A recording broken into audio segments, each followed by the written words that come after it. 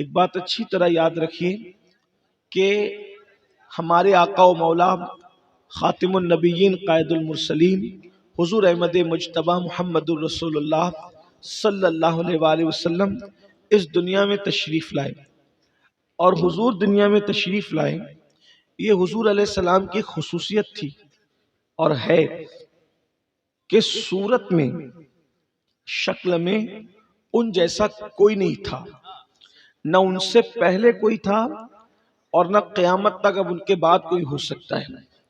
بڑے خوبصورت تھے، بڑے حسن والے تھے، جو دیکھتا تھا دیکھ کر ان پر فدا ہو جاتا تھا۔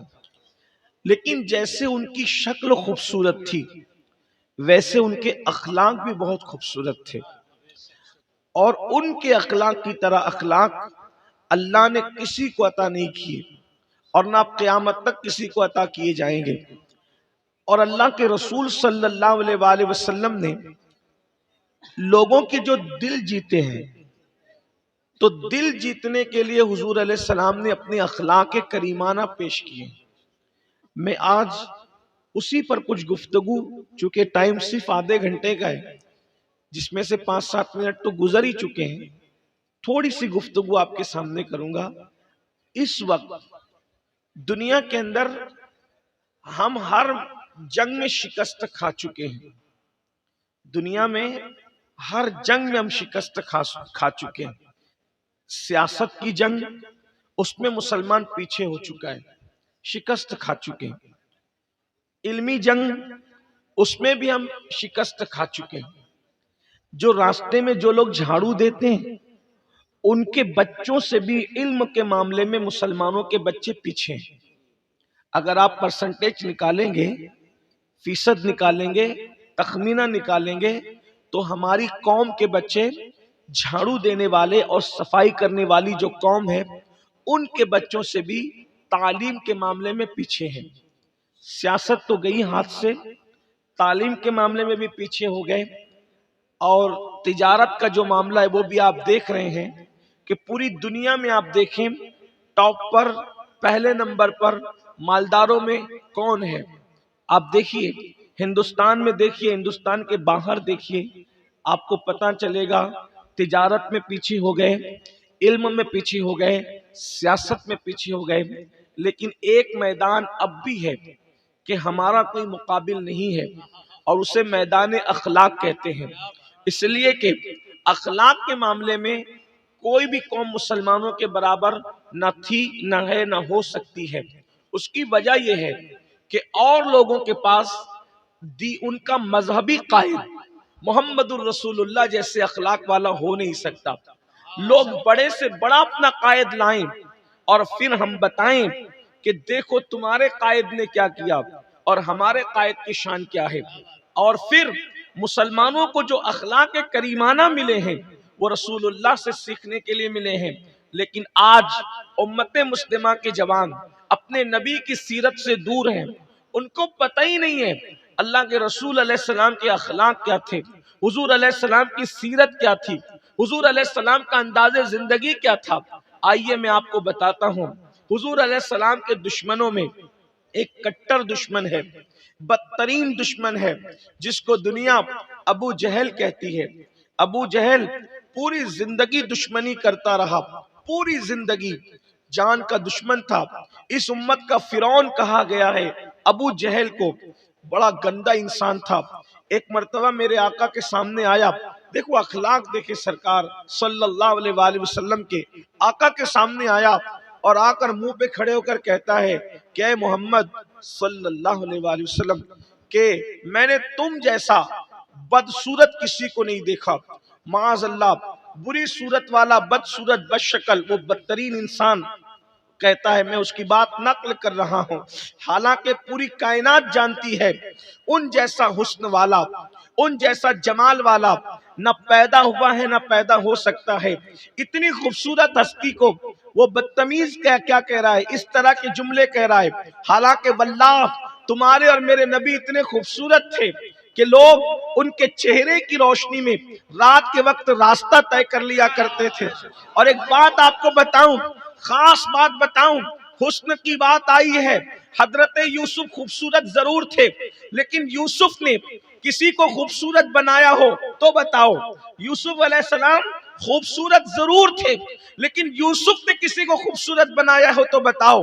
لیکن میرے آقا علیہ السلام خود بھی خوبصورت تھے، اور جس کو چاہتے تھے خوبصورت بنا دیا کرتے تھے۔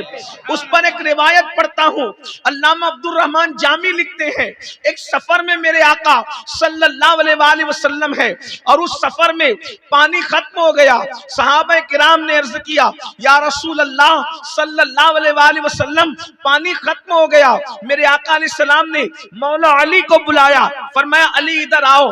حضرت مولا مشکل کشا آئے، آنے کے بعد عرض کی حضور حاضر ہوں۔ فرمایا وہ پہاڑ دکھتا ہے؟ جی یا رسول اللہ۔ اس کے پیچھے ایک حبشی غلام جا رہا ہے۔ حبشی غلام کس کو کہتے ہیں؟ حبشی لوگ بہت کالے کالے ہوتے ہیں، آج بھی اس ترقی یافتہ دور میں بھی وہ کالے ہی ہیں، ابھی بھی حبشہ کے لوگ کالے ہیں۔ حبشہ مطلب ایتھوپیا، موجودہ ایتھوپیا، ابھی بھی دیکھیں بہت خطرناک کالے ہوتے ہیں، بلکہ ابھی کے اس دور میں بھی وہ کیا کیا استعمال کرتے ہیں، پھر بھی ان کا کالا پن گیا نہیں۔ تو آقا فرماتے ہیں علی وہ پہاڑ دکھنا ہے، اس کے پیچھے ایک حبشی غلام جا رہا ہے، اس کے مشکیزے میں پانی بھرا ہوا ہے، اس کو میرے پاس لے کر کے آؤ۔ اللہ اکبر۔ اس کا کیا مطلب ہوا؟ مولا علی نے نہیں کہا کہ یا رسول اللہ آپ کو تو دیوار کے پیچھے ہی خبر نہیں، آپ کو پہاڑ کے پیچھے ہی خبر کیسے ہو سکتی ہے؟ مگر وہ باب مدینۃ العلم تھے، وہ 1857 کے بعد کی جاہلوں کی، انگریزوں کی پیداوار۔ اللہ اکبر، اللہ اللہ۔ یہ عقیدہ وہ لوگ تو رکھ سکتے ہیں کہ دیوار کے پیچھے ہی خبر نہیں، لیکن باب مدینۃ العلم کا ایسا عقیدہ نہیں ہو سکتا تھا۔ مولا کائنات چپ چاپ گئے، دیکھا حبشی غلام تھا، اس کو کہا چلو ہمارے آقا بلا رہے ہیں۔ اس نے کہا میرا آقا بڑا ظالم ہے، اگر تاخیر ہوئی تو مجھے مارے گا۔ کہا میں کچھ نہیں جانتا، میرے آقا نے بلایا ہے، تمہیں چلنا پڑے گا۔ اس نے جب سنا مولا مشکل کشا کا اصرار تو وہ ساتھ چل پڑا۔ حضور کو دیکھا، دیکھنے کے بعد چونکہ غلام ہوتے ہیں، پڑھے لکھے بھی نہیں ہوتے تھے، علم بھی نہیں ہوتا تھا، ان کو سوائے اپنے سکتے اور کچھ نظر نہیں آتا تھا۔ اس نے میرے آقا علیہ السلام کو دیکھا، حضور کا حسن و جمال دیکھا، دیکھنے کے بعد آقا نے فرمایا پانی کٹورے میں ڈالو۔ اس نے کہا میں لیٹ ہو چکا ہوں، میرا آقا مجھے مارے گا۔ فرمایا نہیں مارے گا، پانی ڈال۔ اس نے کٹورے میں پانی ڈالا، آقا علیہ السلام نے اپنا ہاتھ رکھا، ہاتھ رکھنے کے بعد صحابہ سے کہا پانی نکالتے جاؤ۔ صحابہ پانی نکالتے رہے، مشکیزہ بھرتے رہے، کسی نے پیا، کسی نے وضو کیا، کسی نے جو ہے جانوروں کو پلایا، کسی نے مشکیزہ بھرا۔ وہ یہ منظر دیکھتا رہا، ایک کٹورے میں پانی اپنے مشکیزے سے میں نے ڈالا اور اتنا پانی اس میں سے نکل رہا ہے کہ لوگ پی بھی رہے ہیں، لوگ وضو بھی کر رہے ہیں، لوگ جانوروں کو بھی پلا رہے ہیں، لوگ اونٹوں کو بھی پلا رہے ہیں۔ اور اونٹ جب پانی پیتا ہے، آپ علماء سے پوچھیں، ورنہ آپ خود جا کر کے نیٹ پہ تحقیق کریں، اونٹ پانی پیتا ہے تو پیاس بھر نہیں پیتا، بلکہ اونٹ پانی پیتا ہے تو وہ پانی کو جو ہے اسٹور بھی کرتا ہے۔ اللہ نے اونٹ کو یہ صلاحیت دی ہے کہ وہ پانی اسٹور کر کے رکھتا ہے، محفوظ کر کے رکھتا ہے، اور جب پانی نہیں پی ملتا پھر وہ نکال کر کے واپس حلق گیلا کر کے پیاس بجھاتا ہے۔ اونٹوں کو پانی پلایا جا رہا ہے، اور اس کے بعد حال یہ ہے جتنا کہ اتنا ہی پانی، اور جب سب پی چکے، بھر چکے، لے چکے، آقا نے فرمایا اس کا پانی اس کو لوٹا دو۔ اس کے مشکیزیں پانی بھرا، کٹورا پھر بھرا کے بھرا رہا۔ حیران تھا کہ میں نے پانی اپنے ہاتھ سے ڈالا ہے، لیکن اتنا سب کو جانے کے بعد بھی پانی موجود ہے۔ اب وہ کہتا ہے آپ کون ہے؟ تو مولا علی کہتے ہیں یہ اللہ کے رسول ہیں۔ وہ کہتا ہے مجھے بھی کلمہ پڑھائیں اور اسلام میں داخل کریں۔ حضور علیہ السلام نے کلمہ پڑھایا، اسلام میں داخل کیا۔ اس نے کہا حضور اب میں نہیں جاؤں گا۔ فرمایا نہیں، جو جس کا غلام ہے وہ بھاگ کر نہیں جا سکتا، واپس پلٹ کے تو جانا ہوگا۔ حضور جاؤں گا وہ مجھے مارے گا۔ آقا نے فرمایا نہیں مارے گا، جاؤ۔ اور سرکار نے اپنا ہاتھ اس کے چہرے پہ پھیرا، اور چہرے پہ پھیرنے کے بعد اب وہ حبشی کے چہرے پہ کیا پھیرنا تھا، اس کا کالا چہرہ اب کالا نہ رہا بلکہ چاند کی طرح چمکنے لگا۔ اس کا چہرہ چاند کی طرح چمکنے لگا. یہی خاص بات ہے. اللہ اکبر. حسن والا دوسروں کو حسن والا نہیں بناتا، لیکن میرے آقا ایسے حسن والے تھے، خود حسن والے بھی تھے اور حسن گر بھی تھے، بلکہ حسین گر بھی تھے. اللہ اللہ حسین بنانے والے بھی تھے. المختصر یہ کہ وہ لوٹنے کے بعد اب اس کا مالک پوچھتا ہے تو کون ہے؟ میں تو آپ کا غلام ہوں. میرا غلام تو اتنا خوبصورت کوئی تھا ہی نہیں جس کا چہرہ یوں چمکے. کہا نہیں، آپ ہی کا غلام ہوں. جاتے وقت گھر کی ساری نشانیاں اور راز کی باتیں بتائی. کہا تیرا چہرہ تو کالا تھا، تیرا منہ کیسے چمک گیا؟ تو کہا نور والے سے ملا تو میں بھی نور والا ہو گیا. نور والے سے ملا میں بھی نور والا ہو گیا. اور پھر اس نے جب ساری باتیں بتائی تو اللہ اکبر، اس کے مالک نے کہا مجھے بھی لے کر کے چل اور محمد عربی کی غلامی میں مجھے بھی داخل کر لے. یہ حضور علیہ السلام کا معجزہ ہے. ایسی خوبصورت ہستی کو، ایسی حسین و جمیل ہستی کو ابو جہل کیا کہہ رہا ہے؟ معاذ اللہ، جو آپ سن چکے کہ مجھ نے یہ کہا کہ آپ جیسا میں نے ایسا کسی کو نہیں دیکھا. یہ حضور کی شان، حضور کا ظرف. اخلاق سیکھو مسلمان، اخلاق. آج ہمارے پاس اخلاق رسول کی وہ چیز نہیں ہے جو ہمارے پاس ہونا چاہیے. ابو جہل بدبخت کہتا ہے آپ جیسا بدصورت معاذ اللہ میں نے کسی کو نہیں دیکھا. حضور فرماتے تو نے سچ کہا. آقا فرماتے تو نے سچ کہا. خوشی خوشی چلا گیا. دیکھو دشمنوں کا یوں دل رکھتے ہیں، دشمنوں کا یوں دل رکھتے ہیں. صرف داڑھی رکھنا سنت نہیں ہے، گالی دینے والے کو دعا دینا یہ بھی سنت ہے. صرف ٹوپی پہننا یہ سنت نہیں ہے، اس طرح کی گستاخی کرنے والے کا دل خوش کر دینا یہ بھی سنت ہے. وہ بدبخت گیا. اس کے بعد افضل البشر بعد الانبیاء بالتحقیق سیدنا ابو بکر صدیق، میرے آقا کے عاشق زار، یار گار صدیق اکبر آئے. وہ محفل میں نہیں تھے، اس وقت نہیں تھے جب وہ بکواس کر گیا. اب آئے، صدیق نے آقا کو دیکھا. اس کی میرے آقا اللہ کی قسم آپ جیسا حسین، آپ جیسا جمیل، آپ جیسا حسن والا میری آنکھوں نے کبھی نہیں دیکھا. بہت خوبصورت ہے یا رسول اللہ، بہت حسین و جمیل ہے یا رسول اللہ. حضور نے مسکرا کے کہا تو نے سچ کہا. تو جو پہلے موجود تھے ابو جہل کی بکواس سن چکے تھے، حیران ہے. صدیق اکبر کی عقیدتوں کی باتیں سن چکے تھے، حیران ہے. کہتے ایک کہتا ایسا اور ایک کہتے ایسا، اور حضور دونوں کو کہہ رہے کہ تو نے سچ کہا. تو میرے آقا علیہ السلام سے پوچھا آقا ابو جہل نے تو بدصورت کہا، صدیق خوبصورت کہہ رہے، آپ نے دونوں کی تصدیق فرمائی، تو نے سچ کہا، تو نے سچ کہا. آقا فرماتے ہیں اللہ نے مجھے آئینہ بنا کر بھیجا ہے جو میرے سامنے آتا ہے. اللہ نے مجھے آئینہ بنا کر بھیجا ہے جو میرے سامنے آتا ہے وہ اپنے آپ کو دیکھتا ہے اور میں اس میں نظر آتا ہوں. دیکھو حضور کی شان، یعنی حضور کو جو جیسے دیکھے گا، جو جیسا ہوگا ویسے نظر آئیں. آج بھی دیکھیں دنیا میں کوئی رسول اللہ کو بڑے بھائی کی طرح کہتا ہے، کوئی گاؤں کے چودھری کی طرح کہتا ہے. کیوں؟ اس لیے کہ جب حضور ظاہری حیات میں تھے تب بھی لوگوں نے حضور میں اپنے آپ کو دیکھا. صحیح ہے نا؟ اور آج بھی حدیث میں جب حضور کو لوگ پڑھتے ہیں تو آئینے میں اپنے آپ کو دیکھتے ہیں. تو جو ایسی چودھری اور چودراہٹ کی دھن میں ہیں ان کو وہی منظر نظر آتے ہیں، لیکن جو عشق کے اندر گوتہ زن ہے وہ تو یہ کہتا ہے کہ سرور کہوں کہ مالک و مولا کہوں تجھے، باغ خلیل کا گل زیبا کہوں تجھے، ہرما نصیب ہوں تجھے امید کے کہوں، جانے مراد کانے تمنا کہوں تجھے، اللہ رے تیرے جسم منور کی تابش، اے جانے جا میں جانے تجلا کہوں تجھے، صبح وطن پہ شام غریباں کو تو شرف، بے کس نواز کے سو والا کہوں تجھے، مجرم ہوں اپنی عفو کا ساما کروں شاہ، بے کس نواز مجرم ہوں اپنی عفو کا ساما کروں شاہ، یعنی شفیع روز جزا کا کہوں تجھے، اور تیرے توسل عیب تناہی سے ہے بری، حیران ہوں میرے شاہ میں کیا کیا کہوں تجھے، کہہ لے گی سب کچھ ان کے ثنا خاں کی خاموشی، چپ ہو رہا یہ کہہ کے میں کیا کیا کہوں تجھے، لیکن رضا نے ختم سخن اس پہ کر دیا، خالق کا بندہ خلق کا آقا کہوں تجھے. حضور کی شان یہ ہے، حضور کی شان یہ ہے. ابو جہل اس کے ساتھ اخلاق کیا تھا؟ راستے میں پیسے دے کر کسی کو کانٹے بچھواتا، گندگی ڈلواتا، بڑی بدتمیزیاں کرتا.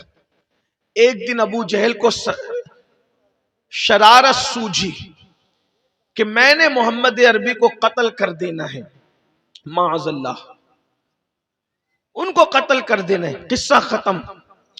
قتل کرنے کے لیے اس نے بہانہ ڈھونڈا، ہیلا۔ اس نے اپنے گھر کے دروازے میں ایک بہت بڑا گہرا گڑھا کھودا، اور گڑھا گہرا کھود کر اس کے اندر ایک لکڑے کا ڈھکن باندھا، اور باندھ کر سوچا کہ جیسے وہ آئیں گے تو کھینچ لوں گا، وہ اندر چلے جائیں گے، پھر بند کر دوں گا، ہمیشہ کے لیے قصہ ختم۔ لوگوں نے کہا ابو جہل وہ آئیں گے کیوں بھائی، وہ تیرے گھر کیوں آنے لگے؟ توجہ کرنا، توجہ ہے آپ کی، میں دیر تک ٹائم ختم کے قریب ہے، توجہ فرمائیں۔ لوگوں نے کہا ابو جہل وہ تیرے گھر آئیں گے کیوں، وہ کیوں آنے لگے تیرے گھر؟ ابو جہل، اب ابو جہل کی بات سنو، دشمن ہے، جانی دشمن۔ وہ کہتا ہے میں بیماری کا ڈھونگ رچاؤں گا، میں پورے مکے میں شور کر دوں گا کہ میں بیمار ہوں۔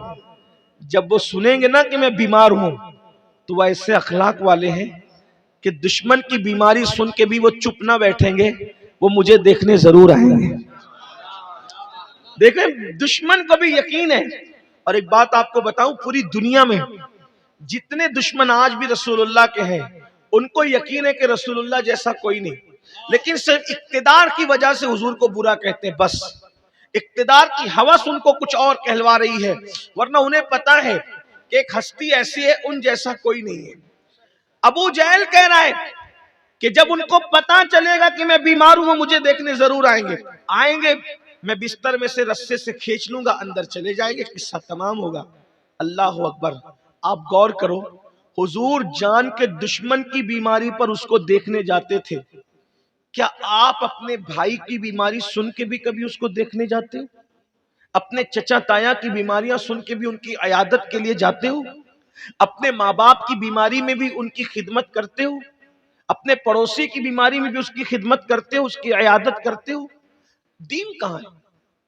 جلسے میں ہزاروں کی تعداد میں جمع ہونے سے انقلاب نہیں آئے گا جب تک عمل کے میدان میں ہم قدم نہ رکھیں۔ آج ہم ایک دوسرے کو بیمار دیکھتے ہیں تو کیا کہتے ہیں؟ اچھا ہوا، بڑا بدماش تھا نا، آج اس کو اس کی بیماری کی وجہ سے اللہ نے سزا دی ہے۔ سزا بھائیو، بیماریاں سزا نہیں ہے، بیماریاں اللہ کی رحمت ہے۔ حدیث پاک میں آتا ہے جو صرف بیمار کے لیے چل کر کے جاتا ہے تو بیمار کے پاس جانے والے کی شان یہ ہوتی ہے جیسے وہ بارش میں، رحمت کی بارش، جیسے وہ اللہ کی رحمت کی بارش میں نہا رہا ہے، اور جب بیمار کے پاس بیٹھتا ہے تو گویا وہ اللہ کی رحمت کے اندر غوطہ لگا رہا ہے۔ جب بیمار کے پاس بیمار کو دیکھنے کے لیے کوئی بندہ جاتا ہے اور دیکھ کر جب واپس ہوتا ہے تو وہ ایسے گناہ سے پاک ہوتا ہے جیسے ابھی اپنی ماں کے پیٹ سے پیدا ہوا۔ بیمار کو دیکھنے پر یہ فضیلت ہے تو جو خود بیمار پڑتا ہوگا اس کی فضیلت کیا ہے؟ اللہ بیمار جتنی دعا کرتا ہے اس کی دعا رد نہیں کرتا، اور بیمار کے پاس جتنی دعائیں کی جاتی ہے اللہ اس کی دعا بھی رد نہیں کرتا۔ بیمار کے پاس کی جانے والی دعا بھی رد نہیں ہوتی، اور بیمار کی دعا بھی رد نہیں ہوتی جو بیمار مومن و مسلمان ہو۔ بہرحال تو ابو جہل نے بیماری کا ڈھونگ رچایا اور مکے میں بات مشہور ہو گئی کہ ابو جہل بیمار ہو گیا، بیمار ہو گیا، بہت بیمار ہے، اٹھ نہیں رہے بستر سے۔ حضور علیہ الصلوۃ والتسلیم نے ارشاد فرمایا چلو ابو جہل کو دیکھنے چلیں، اس کی عیادت کرنے چلیں۔ اسی مقصد کے تحت اس نے ڈھونگ رچایا تھا۔ حضور علیہ السلام اس کے دروازے تک آئے، اب ذرا توجہ کرنا، اس کے دروازے تک آئے، جو گڑھا اس نے کھودا تھا وہاں تک آئے۔ ابو جہل دیکھ رہا تھا کہ حضور آ گئے، خوش تھا، میرا منصوبہ کامیاب، میرا پلان کامیاب۔ جیسے ہی گھر کے اندر آنے لگے، یعنی وہ گڑھے تک، جبریل آئے اور اللہ کا پیغام پہنچایا، محبوب آگے گڑھا ہے، آپ کو آگے نہیں جانا۔ اللہ کے رسول گڑھے کے قریب جا کر وہاں سے پلٹ گئے۔ جیسے ہی پلٹے، چونکہ وہ بالکل بے چین تھا کہ آگے آئے تو میرا کام ہو جائے، حضور جیسے ہی پلٹے اب اس کو خیال نہ رہا، حضور کے پلٹنے میں ایسا گم ہوا کہ حضور کو بلانے کے لیے دوڑا، اور جیسے بلانے کے لیے دوڑا وہ اسی کے جو گڑے کے ڈھکن پر اس کا کنارے پر پیر پڑا، وہ اندر چلا گیا، وہ خود ہی گر گیا۔ آپ نے سنا ہوگا کسی کے لیے گڑا کھودنے والا پہلے اسی گڑے میں جاتا ہے، وہ اس گڑے میں گیا، اور اس کے بعد مکے حضور تو گھر چلے گئے، مکے والوں نے نکالنے کی بڑی کوشش کی، اتنا گہرا تھا گڑا نکال نہ سکے۔ ابو جہل نے آواز دی اگر مجھے کوئی بچا سکتا ہے، اس گڑے سے نجات دلا سکتا ہے تو وہ صرف اور صرف محمد عربی ہے، ان کے سوا کوئی نہیں۔ آقا کو اطلاع دی گئی، آپ کے لیے گڑا کھودا تھا، خود ہی گڑے میں گر گیا۔ سرکار نے یہ نہیں کہا اچھا ہوا مرنے دو، سزا پانے دو، کریم آقا کا کرم دیکھیں۔ قرآن کہتا ہے لقد جاءکم رسول من انفسکم عزیز علیہ ما عنتم حریص علیکم بالمؤمنین رؤوف الرحیم۔ یہ وہ رسول ہیں کہ تمہارا مشقت میں پڑنا ان پر بڑا گرا گزرتا ہے، کسی کو بھی تکلیف ہو بے چین یہ ہو جاتے ہیں، بے قرار یہ ہو جاتے ہیں۔ حضور تشریف لائے اور میرے آقا نے کیا معجزہ دکھایا، فرمایا ابو جہل اگر میں تمہیں گڑے سے نکال دوں تو کیا تم اسلام لے آؤ گے؟ اس نے کہا بالکل وعدہ کرتا ہوں، اگر گڑے سے نکال دے تو میں مسلمان ہو جاؤں گا۔ حضور علیہ السلام نے ہاتھ ڈالا، لوگوں نے دیکھا حضور کا ہاتھ اتنا بڑا ہو گیا کہ اس کے ہاتھ کے اندر چلا گیا۔ اس نے حضور کا ہاتھ پکڑا اور پلک کے جھپکتے حضور نے اس کو باہر نکال دیا۔ جیسے ہی ابو جہل باہر آیا، آقا نے فرمایا میں نے اپنا وعدہ پورا کیا، ابو جہل تم بھی اپنا وعدہ پورا کر لو۔ اس نے کہا اے محمد آج مجھے پتا چلا کہ آپ سے بڑا جادوگر دنیا میں کوئی نہیں ہے، معاذ اللہ۔ اس کے باوجود بھی حضور علیہ السلام نے اس کو کچھ کہا نہیں۔ دشمنوں کے ساتھ حضور کا یہ سلوک، اب آپ سے پوچھتا ہوں کیا پڑوسیوں کے ساتھ ہمارا ایسا کوئی سلوک ہے؟ بھائیوں کے ساتھ، بہنوں کے ساتھ، رشتہ داروں کے ساتھ، گھر والوں کے ساتھ، بیوی بچوں کے ساتھ کیا ہمارا یہ سلوک ہے؟ نہیں، ہرگز نہیں۔ آج ہم بھی قہر برسا رہے ہیں، زبان کھولتے ہیں تو گندی باتیں کرتے ہیں، زبان سے غلط باتیں نکالتے ہیں، زبان سے آگ برساتے ہیں، زبان سے شعلے برساتے ہیں۔ ایک بھائی دوسرے بھائی کو مصیبت میں دیکھتا ہے، مشکل میں دیکھتا ہے تو اس کو یہ نہیں پتا چلتا کہ میرا بھائی مشکل میں ہے۔ اللہ کے رسول نے فرمایا جس کا بھائی پڑوسی بھوکا سوئے اور وہ پیٹ بھر کر کے سوئے، آقا فرماتے ہیں پیٹ بھر کے سونے والا اور پڑوسی کی خبر گیری نہ کرنے والا مومن نہیں ہو سکتا، کامل مومن نہیں ہو سکتا۔ آج آپ سے پوچھنا چاہتا ہوں لوگوں کا حال یہ ہے پڑوسی کا کیا خیال کریں گے؟ ماں باپ لوگوں پر بوجھ بن گئے، ماں باپ کا کے ساتھ لوگوں کا سلوک یہ ہے کہ ماں باپ کو وہ بوجھ سمجھتے ہیں۔ ماں باپ بیمار پڑے تو ایک بھائی کہتا ہے تو علاج کرا، تو علاج کرا، تیرا باپ نہیں ہے، تیرا باپ نہیں ہے۔ اندازہ فرمائے بوڑھے ماں باپ کو گھر کا کچرا سمجھا جا رہا ہے۔ مسلمانوں صرف داڑھی، ٹوپی اور امامہ اور نمک چکھنا اور کرتا پیجامہ پہننا صرف اسی کا نام دین نہیں ہے۔ دین مکمل دین ہے، دین مکمل نظام حیات ہے۔ جب تک اندر یہ دل نرم نہیں ہوتا تب تک اس کے اندر ایمان نہیں آ سکتا۔ آپ جانتے ہیں جس وقت گرناتا تباہ ہوا، سکوت گرناتا یہ تاریخ ہے اپنی، اللہ اکبر، جس وقت گرناتا روم کی سرزمین پر جب جو ہے وہ اسلام دشمن طاقتوں نے عیسائیوں نے حملہ کیا اور مسلمانوں کی حکومت اور سلطنت کو ختم کیا تو پتہ ہے علماء نے اعلان کیا مسلمانوں بھیس بدلو اور بھیس بدل کر جلدی سے روم سے باہر نکلو، جلدی سے روم سے باہر نکلو۔ بہت سارے مسلمان تھے، جان بچانے کے لیے کچھ لوگوں نے ٹائی لگا لی، کوٹ پہن لیا، پینٹ پہن لیا، داڑیاں منڈا لی اور عیسائیوں کی طرح حلیہ بنا کر وہ روم سے نکلنے لگے تاکہ عیسائی پہچان نہ سکے کہ مسلمان ہے یا عیسائی ہے۔ جان بچانی تھی اس وقت تو علماء نے، جو علماء تھے انہوں نے حالات دیکھ کر کے فتویٰ دیا، لوگ بھیس بدل کر روم سے نکلنے لگے۔ اب عیسائیوں کو ایسا لگا کہ مسلمان بھیس بدل کر نکل رہے ہیں،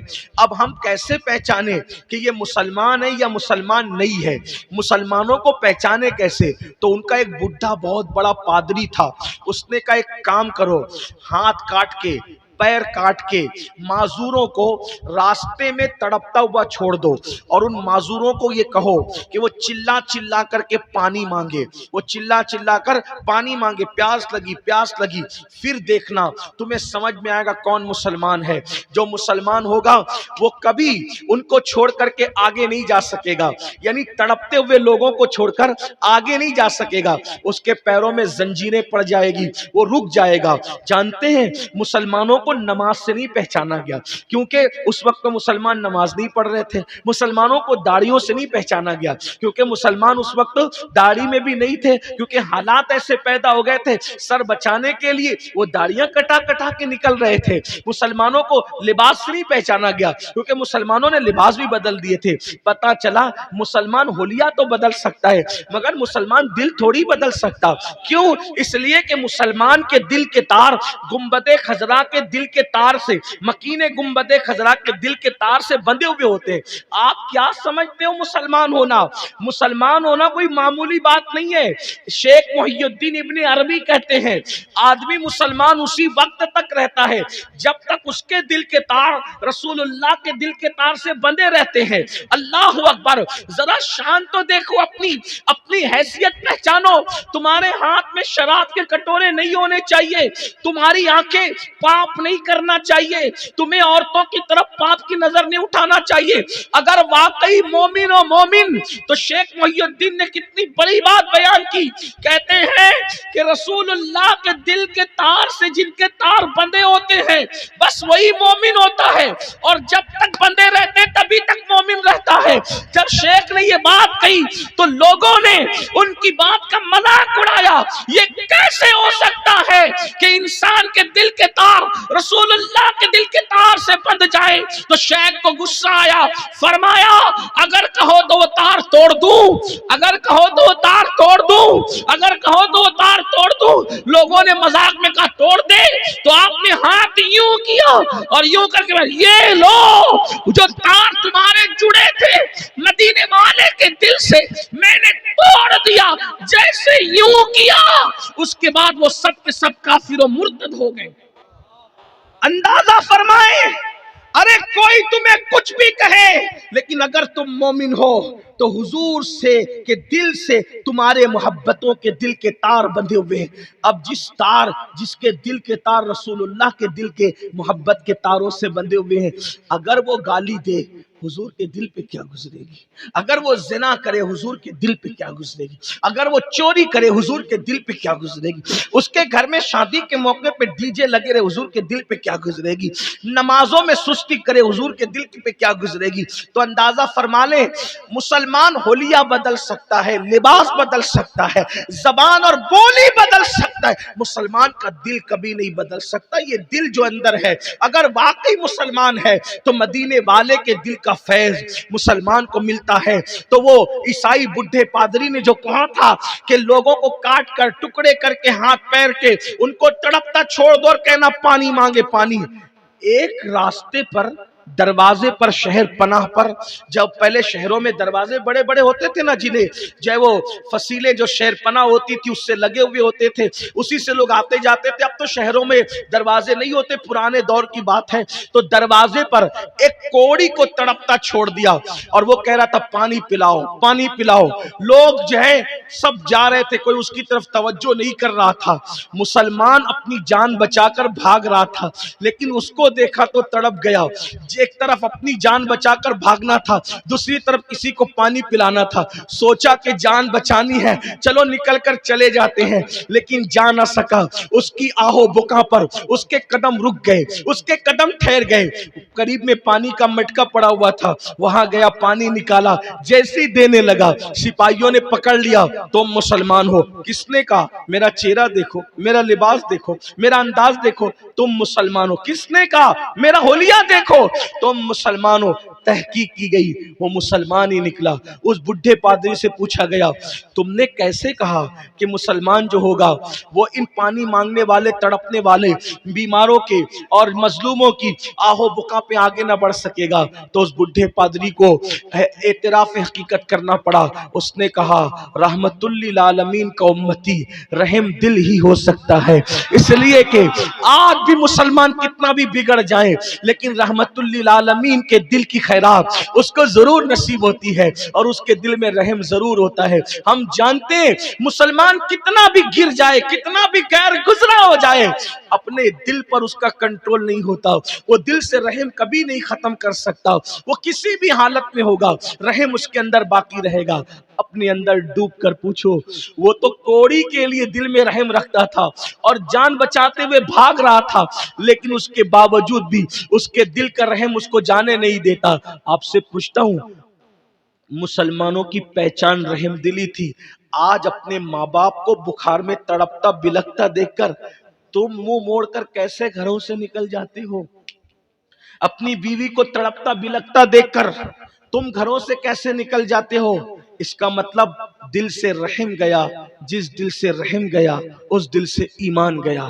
مسلمانوں یاد رکھنا، ہم نے رسول اللہ کے اخلاق کو چھوڑا۔ ایک راستے سے کچھ یہودی گزر رہے تھے، یہودیوں نے دیکھا پتھر پڑے ہوئے ہیں، پتھر پڑے ہوئے ہیں، تو یہودی آپس میں باتیں کرتے ہیں شاید اس راستے سے کوئی مسلمان نہیں گزرا، اگر کوئی مسلمان گزرتا تو راستے میں یہ پتھر پڑے نہیں رہنے دیتا، کیونکہ ان کے نبی کی تعلیم ہے راستے سے تکلیف دینے والی چیز کو ہٹا دینا ایمان کے حصے میں سے ایک حصہ ہے۔ یہ حال ہے مسلمانوں، لیکن ہم نے اخلاق، کردار سب کچھ ترک کیا۔ آئیے اس مختصر سی محفل میں یہ عہد کیجئے ہم ایسے بااخلاق بنے، نفرتوں کے اس دور میں محبتوں کے پیغام کو عام کریں، تعصب کے اس دور میں محبتوں کے پیغام کو عام کریں، کانٹوں کے مقابلے میں کانٹے نہ بچھانا ورنہ دنیا کانٹوں سے بھر جائے گی۔ ہم کانٹے بچھانے نہیں آئے ہیں، ہم کانٹے اٹھانے کے لیے آئے ہیں۔ حضرت خواجہ نصیر الدین چراغ دہلوی کے پاس ان کا ایک مرید آیا اور آ کر کے کہتا ہے مرشد میں لوہار ہوں، کینچی بنانا جانتا ہوں، میری طرف سے تحفے میں کینچی قبول کرے۔ حضرت نصیر الدین چراغ دہلوی نے کہا ارے تو لوہار ہے تو صرف کینچی تھوڑی بناتا ہوگا، سوئی بھی تو بناتا ہوگا۔ کہاں سوئی بھی بناتا ہوں؟ کہا میرے پاس کینچی تحفے میں نہ لایا کر، میرے پاس سوئی لایا کر۔ کہا حضور وہ کیوں؟ فرمایا ہم رسول اللہ کے غلام ہیں، ہم حضور کے امتی ہیں، ہم صوفیہ لوگ ہیں، ہم کینچی قبول نہیں کرتے، ہم سوئی قبول کرتے ہیں۔ کیوں؟ اس لیے کہ کینچی ایک کو دو کر دیا کرتی ہے اور سوئی دھاگا دو کو ایک کر دیا کرتا ہے۔ تو اپنا مشن یہ ہونا چاہیے۔ مسلمانوں یاد رکھو، نفرت کے بدلے میں نفرتوں کی بولی نہ بولو، نفرت کے بدلے میں محبت کی بولی بولو، تاکہ دنیا پکار اٹھے۔ جب 1400 سال کے بعد غلاموں کی محبتوں کا یہ عالم ہے تو مدینے کے تاجدار کی محبتوں کا عالم کیا ہوگا؟ اخلاق والے بنو، کردار والے بنو، کسی کو بھی مصیبت میں دیکھو، مسلمان ہو غیر مسلم ہو اس کی مصیبت دور کرو، کسی کو بھی تکلیف میں دیکھو، مسلمان ہو غیر مسلم ہو اس کی تکلیف کو دور کرو، کسی کو بھی بھوکا دیکھو، مسلمان ہو غیر مسلم ہو اس کا مذہب مت دیکھو، بھوکا ہے، تکلیف میں، مصیبت میں، دور کرو اس کی تکلیف۔ یاد رکھنا نفرتوں کے اس ماحول میں اگر کوئی مسلمان ہو نہ ہو کم سے کم نفرتوں کا خاتمہ تو ہوگا۔ یہی کام ہمارے بزرگوں نے کیا ہے۔ اگر وقت ہوتا تو بہت سی باتیں ذہن میں آتی ہے حضور کے اخلاق اور کردار کے بارے میں، لیکن اب اگر آگے میں نے گفتگو کی تو میری فلائٹ مس ہو جائے گی اور آگے کا پروگرام ڈسٹرب ہوگا، اسی لیے ہم لوگ یہی پہ بات ختم کرتے ہیں۔ مایوس نہیں ہونا، جب بارش ہوتی ہے تو جلسے والے مایوس ہوتے ہیں، ارے بارش ہو گئی، تقریر شارٹ ہو گئی، پبلک کھڑی رہ گئی، ایسا ہو گیا ویسا ہو گیا۔ یاد رکھنا بارش جب ہوتی ہے روایتوں میں آتا ہے کسی اچھے کام کے شروع میں یا آخر میں بارش ہو جائے یا اس کے درمیان میں بارش ہو جائے سمجھ لو اللہ نے اس کام کو قبول کر لیا۔ بارش ہوئی، اگر نہ ہوتی تو پتہ نہیں ہمیں احساس رہتا قبول ہوا کہ نہیں ہوا، لیکن اللہ نے بارش برسا کر کے بتایا کہ میں نے تمہارے جلسے کو قبول کر لیا ہے، یہ محفل قبول ہو گئی ہے۔ اللہ تعالی ہم سب کو عمل کی توفیق دے۔ لیکن میری گزارش ہے جب اخلاق دوسروں کے ساتھ اتنے اچھے ہونے چاہیے تو آپ کے مہمان کے ساتھ آپ کے اخلاق کیا ہونے چاہیے؟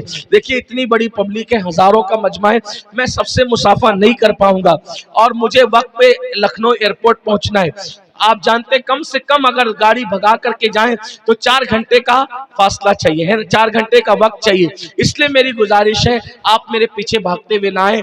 جلسہ آگے جو بھی کاروائی ہو رہی ہے اس کاروائی میں آپ شریک رہے. یقیناً دیکھیے آپ ہم سے مصافحہ کرنے کے جتنے شوقین ہیں، میرا اللہ جانتا ہے میرے دل کی کیفیت کو، میں اس سے زیادہ آپ سے مصافحہ کرنے کا شوقین ہوتا ہوں، کیونکہ مجھے یہ خیال رہتا ہے پتہ نہیں ان میں کون اللہ کا مقبول بندہ ہوگا، اور میرا ہاتھ اس کے ہاتھ میں چلا گیا تو اللہ میری مغفرت فرما دے، میری بخشش فرما دے. یہ ان میں بہت مقبول بندے ہوتے ہیں. جہاں 40 مومن جمع ہوتے ہیں ان میں ایک اللہ کا ولی ہوتا ہے. 40 مومنوں میں ایک اللہ کا ولی. ہزاروں لوگ ہیں، پتہ نہیں کتنے اولیاء یہاں آئے ہیں.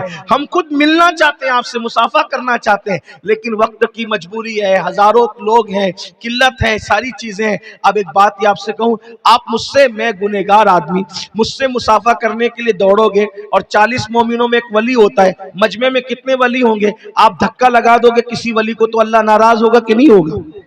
بولیے تو آپ کی بگڑی بن جائے گی یا بنی بگڑ جائے گی؟ بولیے کیا ہوگا؟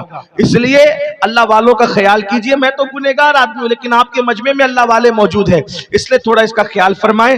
امید ہے کہ کوئی بھی مصافحے کی تک زحمت نہیں کرے گا اور ہمیں جانے دیں گے، کیونکہ آگے کا پروگرام ڈسٹرب ہو جائے گا. اللہ تعالیٰ ہم سب کو توفیق. یہ نئی بدعت مت نکالو، یہ نئی بدعت مت، بہت بدعت ہو چکی، ایک نئی بدعت کا آغاز مت کیجیے. ہاں، یا مصافحہ کیجئے یا نہ کیجئے، لیکن یہ کپڑا پکڑ کر کے اس کو چموانا میں نہیں منا. ابھی میں شروع کروں گا، پتہ نہیں یہ شروعات ہو گئی پھر مصافحہ ختم ہوگا. یاد رکھیں سنت کے مقابلے میں کوئی نیا کام ایجاد نہیں کیا. ہاں عورتوں کی حد تک کہ ٹھیک ہے، لیکن مردوں کے لیے تو مصافحے کے لیے سنت یہ ہے کہ جب مصافحہ کرے تو بیچ میں رومال بھی نہیں رہنا چاہیے، بیچ میں کپڑا بھی نہیں رہنا چاہیے. ہاتھ سے ہاتھ ملتے ہیں تو دل سے دل ملتے ہیں. اور حدیث پاک میں آتا ہے کہ جب دو مومن آپس میں مصافحہ کر کے رسول اللہ پہ درود پڑھتے ہیں تو اللہ دونوں کی مغفرت فرما دیتا ہے. السلام علیکم ورحمۃ اللہ وبرکاتہ.